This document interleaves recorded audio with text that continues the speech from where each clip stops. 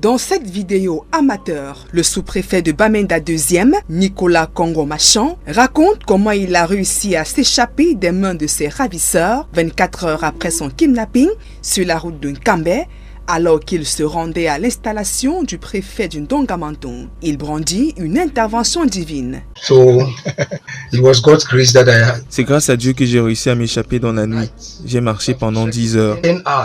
Un récit contraire à celui du gouverneur de la région du Nord-Ouest. Au cours de cette cérémonie, Adolphe Lélé-Lafrique affirme que le sous-préfet Congo a pu être libéré grâce à une intervention des forces de défense et de sécurité, tout en soulignant la stratégie enclenchée au sommet de l'État. De quoi plonger l'opinion nationale dans une confusion autour des circonstances de cette libération. Nous avons été informés du kidnapping du sous-préfet de Bamenda 2 et de ses proches collaborateurs par des sécessionnistes. Suite à cet enlèvement, le président de la République Paul Biya, les autorités administratives, les services secrets et les forces de défense ont lancé une opération pour la libération des otages.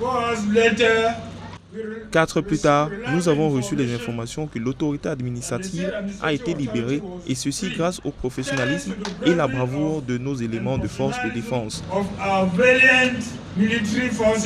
Dans ce cafouillage et questions sans réponse, plusieurs s'interrogent sur le sort réservé aux 5 autres otages toujours détenus. Voici 2 jours déjà que l'on est sans nouvelles de ces personnes, toutes dans la suite du sous-préfet libéré. D'après le gouvernement, une enquête est en cours et une course-poursuite lancée contre les ravisseurs. Le sous-préfet de Bamenda 2e et ses collaborateurs sont tombés dans une embuscade à Touba dans l'arrondissement de Ndou. Le gouvernement a dénoncé une attaque sécessionniste. Le motif de l'enlèvement reste flou, même si de tels incidents impliquent souvent des demandes de rançon ou des pressions politiques.